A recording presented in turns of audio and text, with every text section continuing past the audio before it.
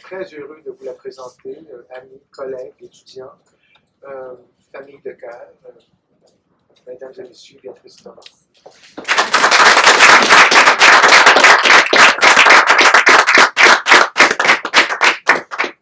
Bien, écoutez, bonsoir et bienvenue à toutes et à tous.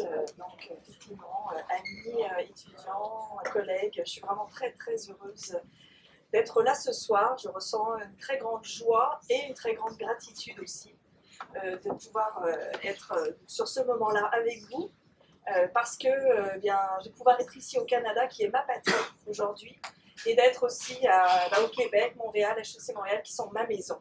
Alors pour moi, c'est très important d'être là aujourd'hui et de pouvoir célébrer cet aboutissement de 3 ans de travail, cette naissance, voilà, qui est ici aujourd'hui.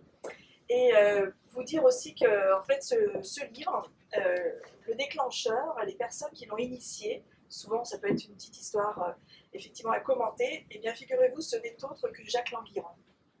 C'est lui effectivement et son épouse Nicole Dumais, qui à une époque on travaillait très fort sur un site qui s'appelle Les Repères de Languirand. Et il m'avait donc sollicité pour faire des vidéos. Et c'est là que l'inspiration est venue sur les acteurs de changement.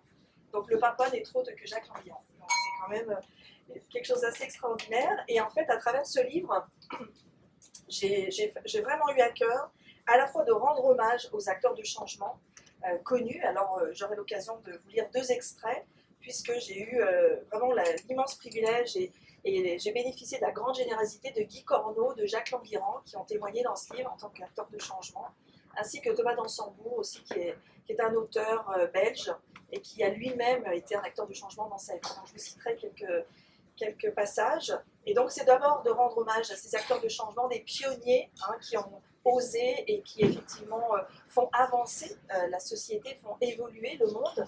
Et puis c'est aussi de légitimer les acteurs de changement qui sont déjà à l'œuvre, dans l'ombre, pas toujours dans la lumière, pas toujours dans la notoriété. Et puis aussi accompagner ceux qui sont en devenir, d'où le titre « Devenez un acteur de changement ». Alors l'écriture de ce livre, comment m'est venue, comment je l'ai appréhendé. En fait, j'ai vraiment, c'est avec mon âme et mon inspiration, ils ont été mes guides. C'est vraiment dans cet espace-là que ça s'est passé. Et comment dirais-je, c'est en fait l'âme et l'inspiration au sens de la petite voix. Vous savez, on a tous une petite voix qui nous parle et qui nous dit effectivement des choses vraies, qu'on écoute ou qu'on n'écoute pas toujours. Et cette petite voix, très jeune, m'a dit « Béatrice, ose te décaler. Ose le décalage. Ose prendre un chemin, alors qu'il m'a amené au Québec il y a 9 ans. Ose prendre une route, un cheminement. Et ce cheminement, en tout cas depuis des années, pour moi, c'est la fidélité à soi-même. C'est de pouvoir effectivement, dans tout ce que j'entreprends et ce que je fais, essayer, parce que c'est pas toujours évident, mais de rester fidèle à soi.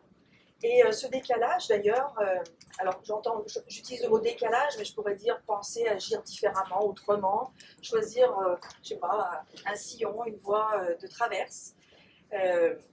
Évidemment, parfois, il y a des difficultés à oser se décaler. Les difficultés, ça peut être le jugement, l'incompréhension, le rejet.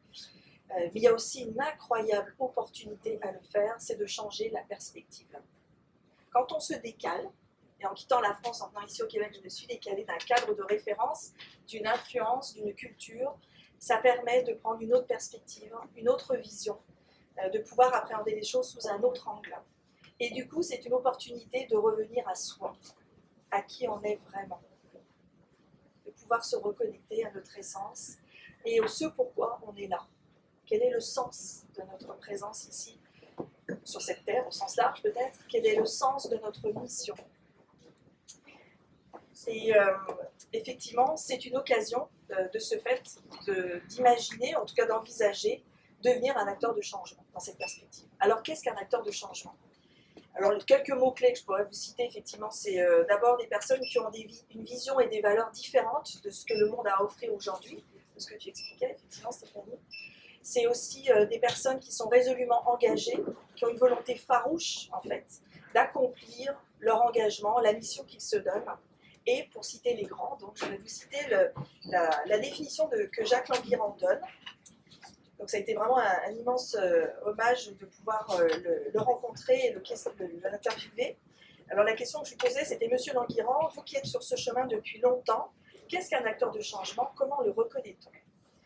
Eh bien, donc il précisait: c'est une personne qui a obligatoirement réfléchi à la situation dans laquelle nous sommes aujourd'hui. Car tout le monde ne peut juger de la nécessité du changement. Il faut que cela vienne de personnes qui sont justement interrogées sur leur propre démarche, si je puis dire, et qui parfois ont été inspirées par des lectures. Ces personnes ont accepté de se poser des questions.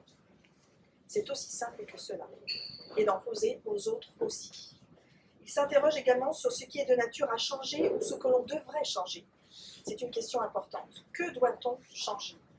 Certains ont besoin d'y réfléchir et d'autres le font instinctivement et s'engagent naturellement sur cette voie.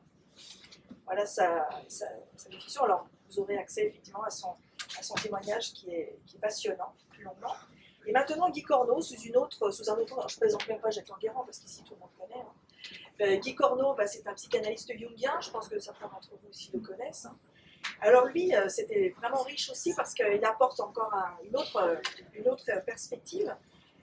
Guy Corneau précisait ici la force du choix. Le changement actuel va demander à chacun de s'appuyer solidement sur son essence créatrice, sur sa capacité de cohérence, sur le courage de remettre en question sa personnalité essentiellement basée sur les peurs afin de devenir un acteur de changement conscient. Un acteur de changement, donc selon lui, est une personne qui accepte de se mettre en déséquilibre et en création. C'est-à-dire qu'elle accepte de remettre en cause des états statiques en elle, des structures rigidifiées par le temps, voire des états intérieurs pour aller au-devant de ses peurs, en faisant preuve à la fois de courage et d'audace. Et donc il concluait en disant: selon lui, pour être un acteur de changement, il convient d'oser se mettre en changement soi-même pour oser vivre et oser aller vers notre pulsion créatrice profonde. On reconnaît bien là la patte du maître. Son ouvrage Le meilleur de soi est vraiment très inspiré de ça. Il parle beaucoup donc de cette créativité, cette force créatrice qui est en chacun de nous. Alors c'est une opportunité, ce décalage, d'envisager ce monde sous une perspective, de revenir à soi, à cette pulsion créatrice que chacun d'entre nous a. C'est pour ça que selon moi, nous sommes tous des acteurs de changement. Alors le mot acteur, dans ce livre, je ne l'ai pas choisi par hasard. Parce qu'acteur, dans le mot acteur, il y a le mot acter. Et effectivement, dans un premier temps, c'est déjà d'acter d'un certain nombre de dysfonctionnements, de malaise, de mal-être, comme on l'évoquait aussi Stéphanie tout à l'heure, de se poser des questions, comme disait Jacques Languirand, de retrouver le sens, la mission que l'on veut se donner pour espérer non pas subir mais agir, non pas survivre mais vivre. Donc acter étant la première étape de conscientisation pour ensuite agir, parce que sinon on reste au stade de l'indignation en fait. Agir, mais comment agir? Alors il y a une formidable petite histoire, en fait amérindienne, je ne sais pas si vous la connaissez, du colibri, je trouve qu'elle résume tellement bien cette dimension. Donc je vais la faire simple, la petite légende, là, en quelques mots. C'est l'histoire d'une forêt qui prend feu et tous les animaux fuient la forêt en urgence, évidemment, peur pour eux-mêmes et leur survie. Et du coup, donc, ils sortent de cette forêt et seul un petit colibri prend de l'eau dans son bec et l'emmène dans la forêt donc, embrasée, puis revient, à chaque fois en remplissant son bec. Et le tatou le regarde du médaillon, mais qu'est-ce que tu fais là? Tu crois donc que ça aura une quelconque incidence? Eh bien, je fais ma part, lui répondit-il.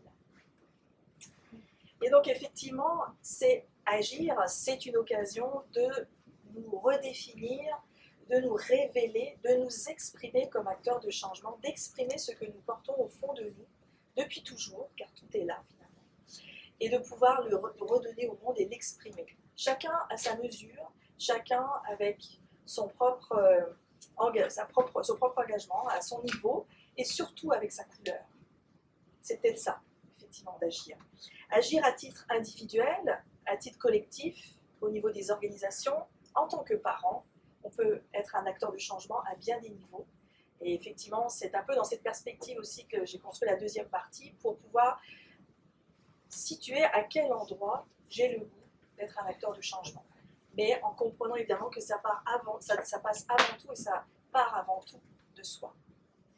Alors en fait, en conclusion, je dirais simplement que finalement toutes ces crises sont des opportunités de nous re-questionner, de redéfinir le sens que l'on veut donner, la mission que l'on se donne. Encore récemment, je coachais des managers, des directeurs en fait à la ville de Québec, et je me rends compte dans mes coachings, qu'ils soient personnels pour des personnes en transition ou professionnellement dans leur contexte managérial, et bien aujourd'hui, beaucoup de gens se posent la question de savoir le ce pourquoi ils sont là. Quel est le sens de leur engagement dans leur organisation ou dans leur vie? Et de redéfinir la mission qu'ils se donnent. Parce qu'évidemment, dans toute cette turbulence, on finit par perdre l'essentiel. Et ces opportunités de se re-questionner, de se poser des questions, nous amènent à faire un choix nécessaire. Le choix est là, en fait. Donc de subir ou d'agir, et ce choix, évidemment, nous amène à considérer des changements de paradigme. Donc ce n'est pas une mince affaire, ce ne sont pas des petites décisions. Mais encore une fois, je vous dis, finalement, être un acteur de changement, c'est faire des petits pas, c'est faire de son mieux, c'est faire en fonction de ce qu'on ressent, à partir de qui l'on est, faire à sa mesure. Ça n'implique pas des changements révolutionnaires, mais ça part de soi et du bon endroit en soi, qui est véritablement notre raison d'être au fond. Alors, osons être des acteurs de changement conscients et engagés. Voilà.